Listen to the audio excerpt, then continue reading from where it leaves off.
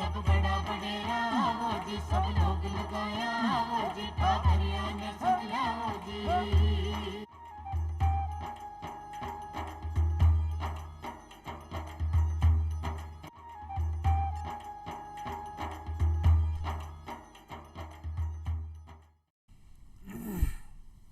चौपाल देखने वाला सबला दर्शका ने राम राम सा।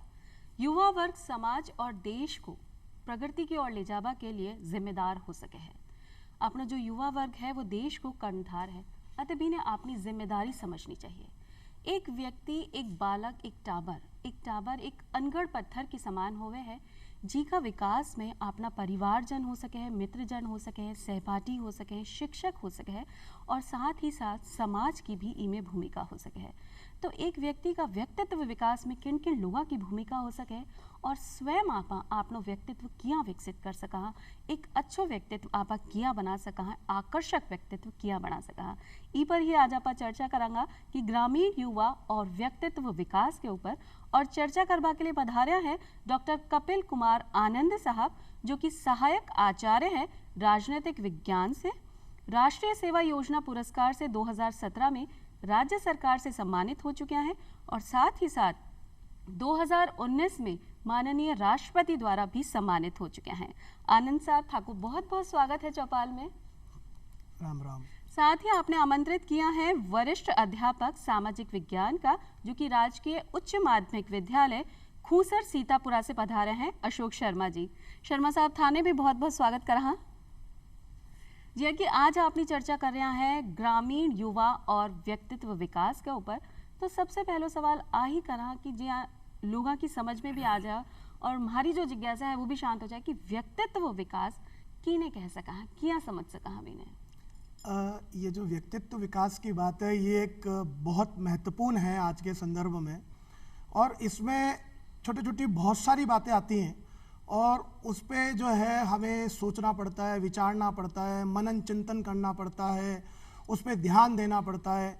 अब जैसे अगर मैं मेरी बात को अगर आपके सामने विस्तार से रखूं तो आप देखें कि किसी भी व्यक्ति को कैसे बोलना चाहिए, कैसे रहना चाहिए, किस तरीके से बात करनी चाहिए। अगर किसी के घर में कोई मेहमान आ रहा है तो उसका स्वागत, जो आतिथ्य सत्कार है, वो किस तरीके से करना चाहिए, किस तरीके से उसको अपनी जो है टीचर्स के साथ, अपने मोहल्ले वालों के साथ, आम व्यक्ति के साथ उसको किस तरीके का व्यवहार करना चाहिए।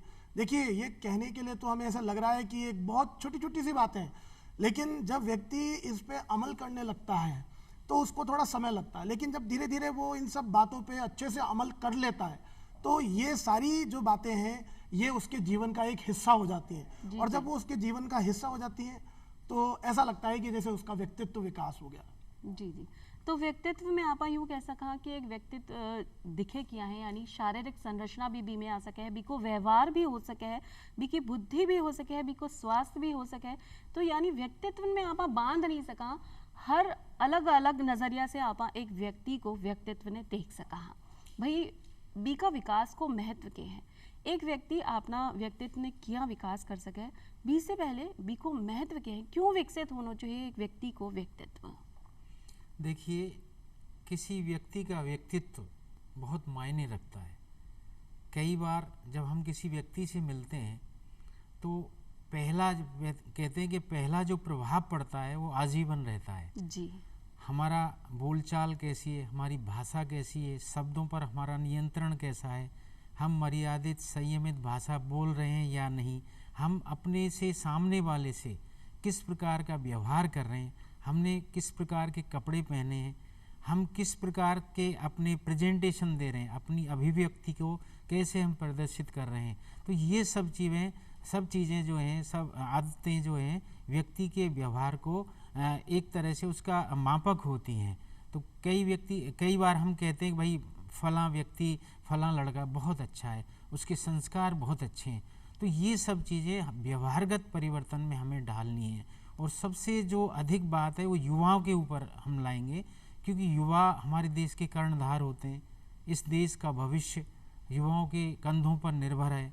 आज 67-68% जो युवा है हमारे देश में, दुनिया में, संसार में सबसे अधिक युवा हमारे देश में, जिनमें 52% जो युवा हैं लड़के हैं और 48% लड़कियां हैं।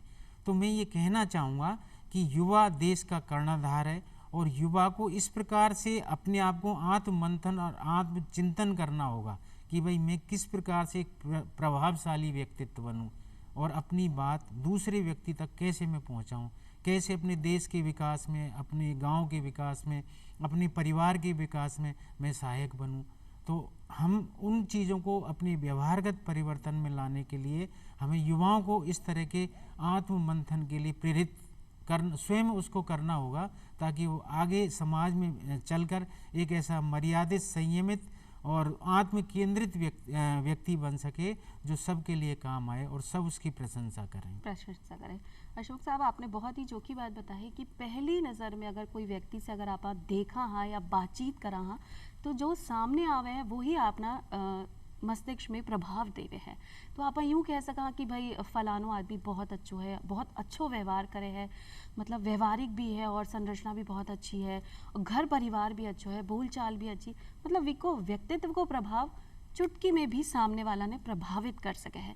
इले ही आपने भी अपना व्यक्तित्व पे बहुत ज़्यादा ध्यान रखना चाहिए कि क्या अपना व्यक्तित्व में आप सुधार सका, आकर्षक बना सका। आनंद साहब, आपसे प्रश्न करा कि ऐसी कौन कौन सी चीज़ा हैं या कौन कौन सी बातें हैं जिनको एक व्यक्तित्व निर्माण पर प्रभाव पड़े है? देखिए, बहुत सारी ऐसी बातें हैं, बहुत सारे ऐसे विषय हैं।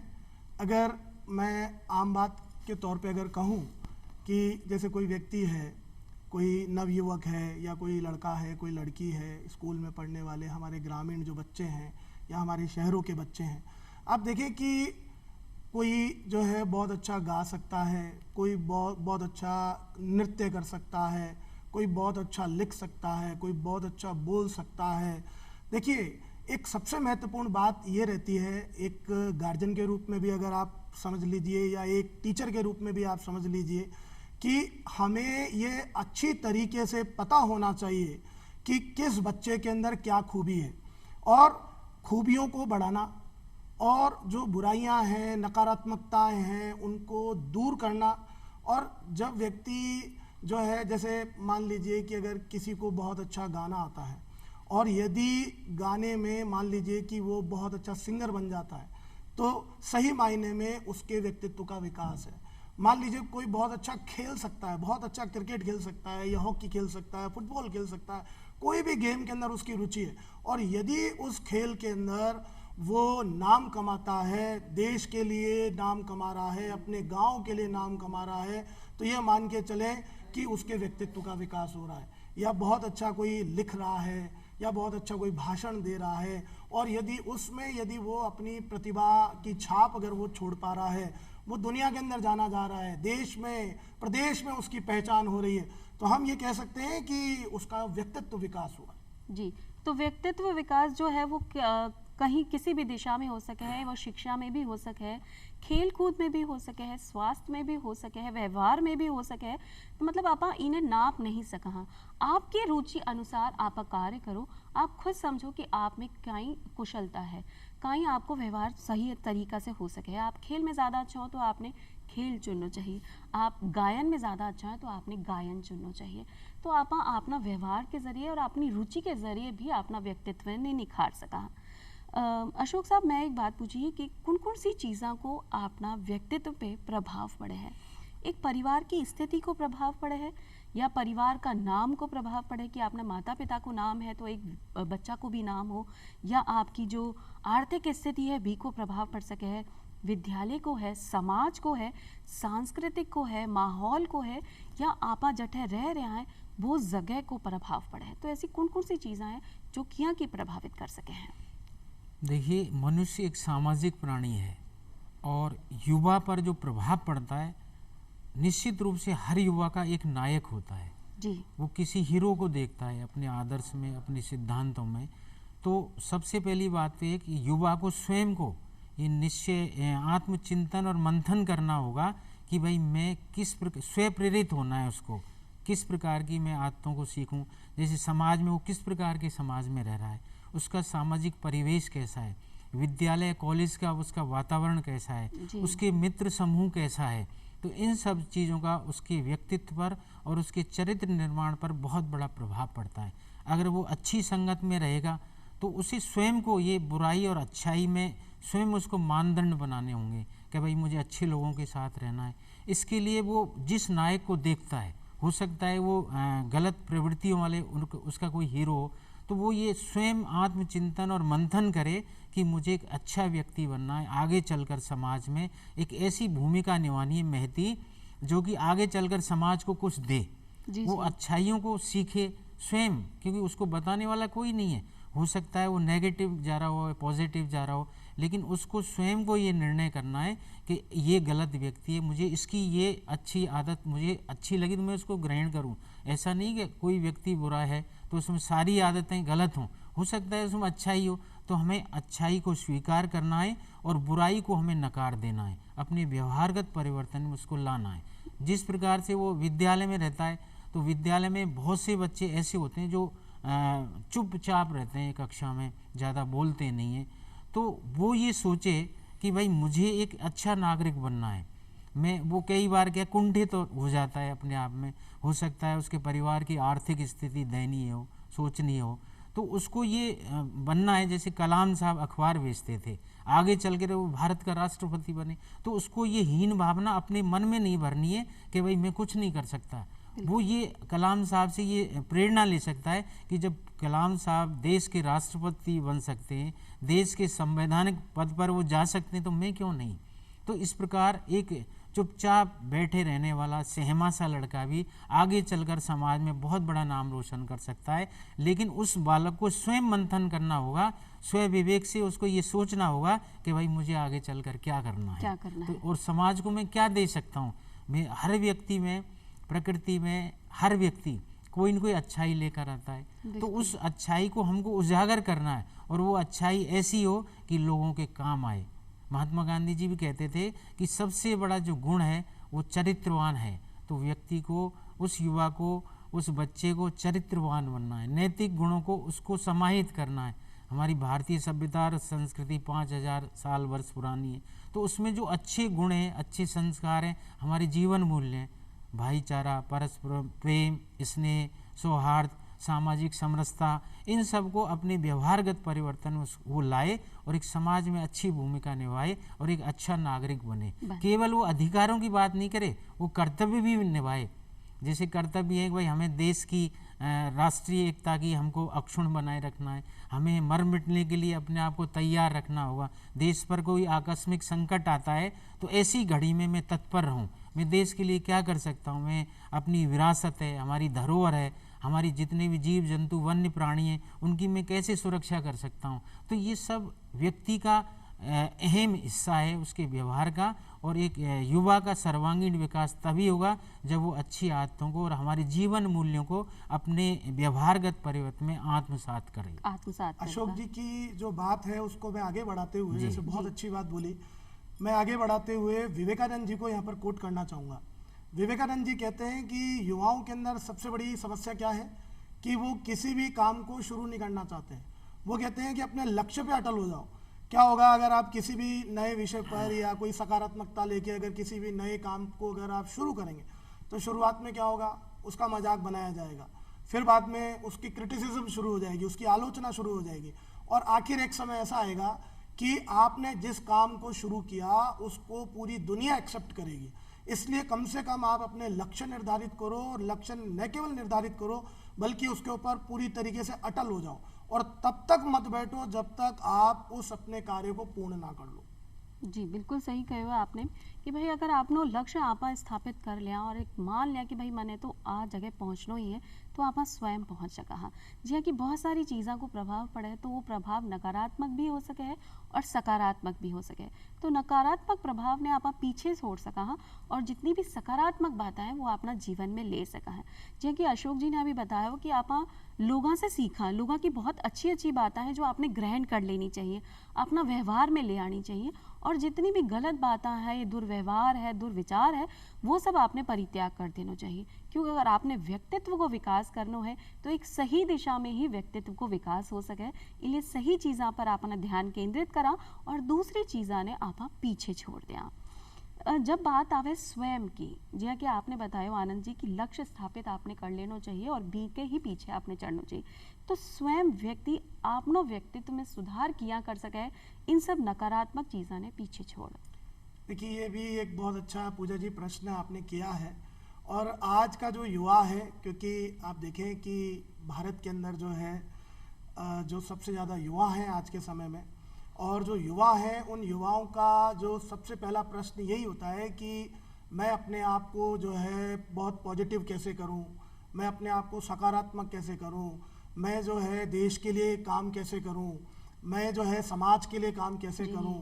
तो आप देखें कि बहुत सारी ऐसी योजनाएं भी हैं, भारत सरकार की ऐसी योजनाएं हैं, स्टेट गवर्नमेंट्स की ऐसी योजनाएं हैं, उनके साथ वो जुड़कर जो है अपने व्यक्तित्व का विकास कर सकता है। जैसे अगर मैं आपको बताऊं कि राष्ट्रीय सेवा योजना जी, आप देखें कि इसका जो ध्येय वाक्य है नॉट मी बट यू, और इसका जो मेन उद्देश्य है वो मेन उद्देश्य है कि समाज उपयोगी कार्यों के माध्यम से व्यक्ति के व्यक्तित्व का विकास। और बहुत सारी जैसे एनसीसी है, रोवर्स रेंजर्स हैं, नेहरू युवा केंद्र संगठन है, बहुत सारी ऐसी व्यवस्थाएं हैं जिनके साथ जुड़कर और व्यक्ति स्वयं भी अपने आप को सजग रखे, वो अपने आप को पॉजिटिव रखे, वो जो भी काम करे वो हमेशा ये सोच कर करे कि इससे जो है मैं देश के लिए सेवा करूंगा, या स्वयं के परिवार के लिए करूंगा, या समाज के लिए करूंगा, राष्ट्र के लिए करूंगा, या जो मेरे द्वारा जो कार्य है उससे सबकी मदद होनी चाहिए। क्योंकि मदद का जो भाव है ना, विवेकानंद जी भी कहते हैं कि आपको सबकी मदद के लिए कार्य करना चाहिए। और विवेकानंद जी का एक तर्क और मैं यहाँ पर आपको बताना चाहूँगा। उन्होंने कहा कि आप जितना भी पढ़ लो, जितने मर्जी भी इंटेलिजेंट हो जाओ, लेकिन आपको जो है आपका सेंस ऑफ ह्यूमर होना चाहिए, आपको मजाक करना भी आना चाहिए। क्योंकि क्या है, कोई भी व्यक्ति अगर केवल एक ही तरह का काम करता है तो उसमें नीरसता का भाव आ सकता है। जैसे क्या है, अगर कोई पढ़ाई कर रहा है, ठीक है, तो उसको स्पोर्ट्स भी बहुत ज़रूरी है, उसको सिंगिंग भी बहुत ज़रूरी है, उसको संगीत भी बहुत ज़रूरी है, उसके लिए जो है लेखन कार्य भी बहुत ज़रूरी है, उसके लिए जो डिफरेंट जैसे सोशल सर्विसेज हैं, ये सारी चीज़ें उसके लिए ज़रूरी है। ऐसा नहीं है कि केवल एक ही विषय के साथ जुड़कर आप कहें कि साहब हम जो है व्यक्तित्व का विकास कर लें। आप देखिए कि हमारे हाथ में ये 4 उंगलियां और एक अंगूठा है, और अगर ये चारों और पांचों मिलते हैं तभी ये मुट्ठी बनती है।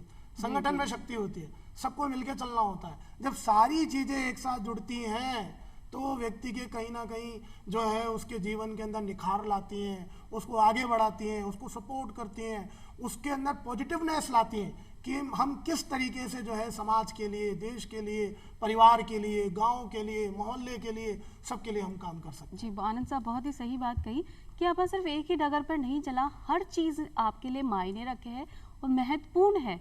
जी हाँ, आपको घर परिवार में अगर आप अच्छा हो और आप समाज में अच्छा नहीं हो, समाज के साथ सही तरीके से बात नहीं करो, तो वो भी आपकी खामी हो सके।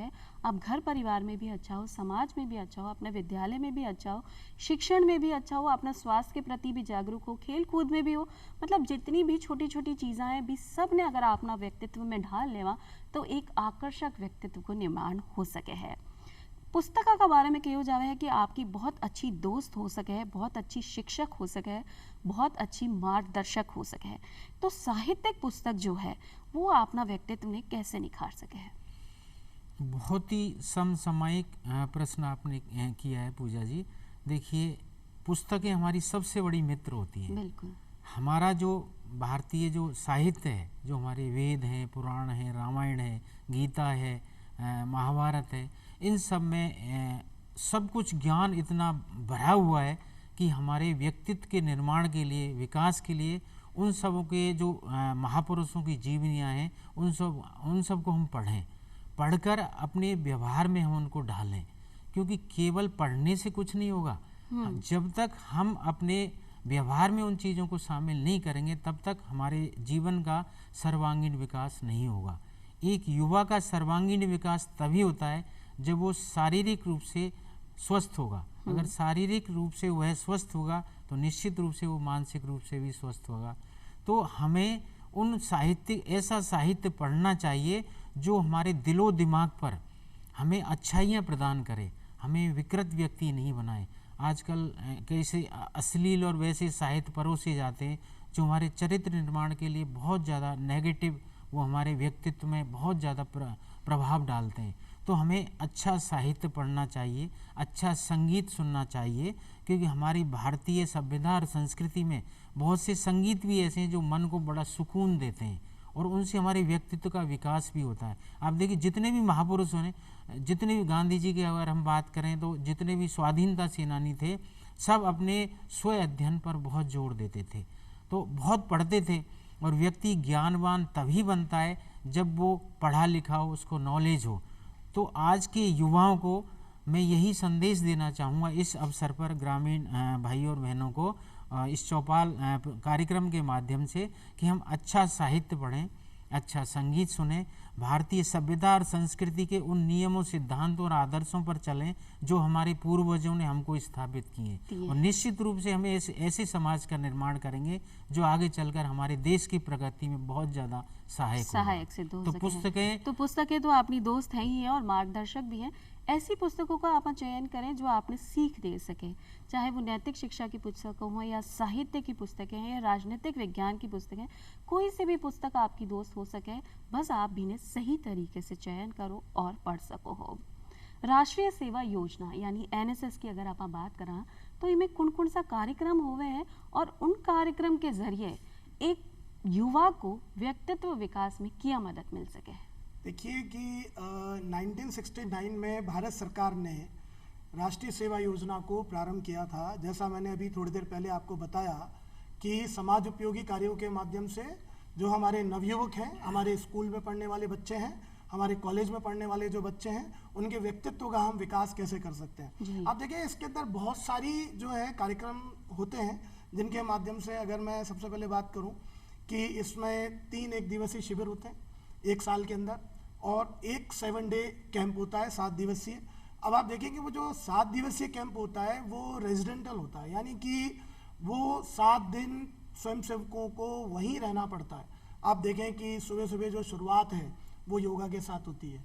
उसके बाद में आप देखें कि सुविचार, यानी जो अगला जो सेशन होता है वो सुविचार होता है। उसमें किसी एक्सपर्ट को बुलाकर, किसी भी विशेषज्ञ के बुलाकर किसी विशेष टॉपिक के ऊपर जो है बच्चों का जो मार्गदर्शन कराया जाता है ताकि वो नई नई बातें सीखें।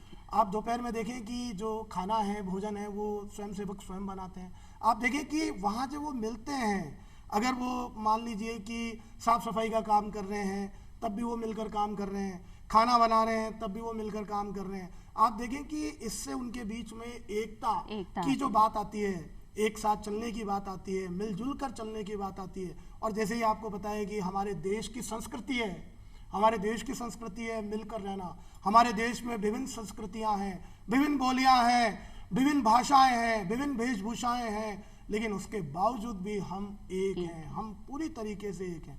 तो आप देखें शाम के समय का जो समय होता है उसमें कल्चर प्रोग्राम होता है। कल्चर में आपको बताया कि जो हमारा जो कल्चर है, किसी भी स्टेट का जो कल्चर है वो भी जोड़ता है। हमारी जो संस्कृति है उसकी झलक हमको हमारे संगीत में भी नजर आती है, ठीक है ना। जैसे अगर हम राजस्थान की बात करें, घूमर है, या अगर हम बात करें कि पंजाब की अगर हम बात करें कि पंजाब के अंदर गिद्दा भांगड़ा है, अगर हम आसाम की बात करें वहाँ बिहू है, ठीक है ना। तो ये NSS एक ऐसा मंच है जहाँ पर मिनी भारत इकट्ठा होता है। और राष्ट्रीय जो शिविर होते हैं उन शिविर के अंदर जब पूरा भारत एक जगह होता है, हर स्टेट का बच्चा अपनी संस्कृति को, यहाँ पर चूँकि ये जो हमारा कार्यक्रम है ये हमारा जो है किसानों के लिए और हमारा चौपाल कार्यक्रम है। और मैं चौपाल के दर्शकों को ये बताना चाहता हूँ कि जो नेशनल लेवल पर जितने भी जो कैंप्स होते हैं उन कैंप्स के अंदर जो बच्चे सहभागी जो उसमें पार्टिसिपेट करते हैं वो अधिकतर ग्रामीण जो है क्षेत्रों के होते हैं। और ग्रामीण क्षेत्रों के बच्चे क्योंकि वो ग्राम में रहते हैं और उनकी संस्कृति वेशभूषा उनको पता होती है और वो बहुत अच्छी तरीके से जो है वहाँ पर अपना प्रदर्शन करते हैं। और इस माध्यम से हर स्टेट के बच्चे को जो है अन्य राज्यों की संस्कृति का भी मालूम चलता है। तो आप देखिए कि वहाँ से जो है ये इतने सारे ऐसे विषय हैं जिनसे बच्चों का जो है वो मन देश की तरफ लगता है, समाज सेवा की तरफ लगता है। और उनको देखकर जब वो उस कार्य पे जब वो जुड़ते हैं तो जब आप देश के लिए काम करेंगे या आप समाज के लिए काम करेंगे तो उसमें आपका भी जो, क्योंकि यहाँ ये बात सामाजिक न्याय को जोड़ती है, अगर आप सबके भले की बात सोचेंगे तो उसमें आपका भी जो भला है वो निश्चित होगा। तो ये बात बिल्कुल सही बात बोलिए कि आप विभिन्न विभिन्न संस्कृति यानी जाना हा तो आपने व्यक्तित्व को निखार भी हुआ है, आपनी जानकारी भी बढ़े है, आपनी जिज्ञासा तो और बढ़े ही है जिससे कि आप और लोगों ने जान सका हा। भाई सफलता असफलता तो जीवन में आती ही रहे लेकिन आपनो जो व्यक्तित्व है वीको विकास आप स्वयं भी कर सका और साथ ही साथ अपना परिवार जन अपना मित्र भी में सहयोग कर सके हैं। बस आपने कोशिश करनी चाहिए कि आप खुश रहवा।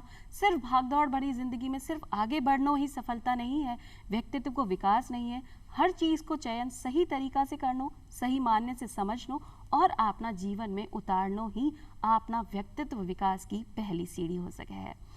कपिल आनंद साहब थे पधारिया, थाने धन्यवाद देना चाहा हा और अशोक शर्मा साहब थे भी आया और थाने भी धन्यवाद देना चाहा कि आज की जो चौपाल बनी बहुत ही रोचक बनी है जिसे आपने ग्रामीण युवा ने अपना व्यक्तित्व विकास करवा के लिए एक कदम मिल सके हैं। चंद पंक्तियां हमारे दर्शकों के लिए। आज का कार्यक्रम की समय सीमा यही समाप्त हो चुकी है। इले ही था सबसे विदा लेना चाहा। अब बस राम राम सा।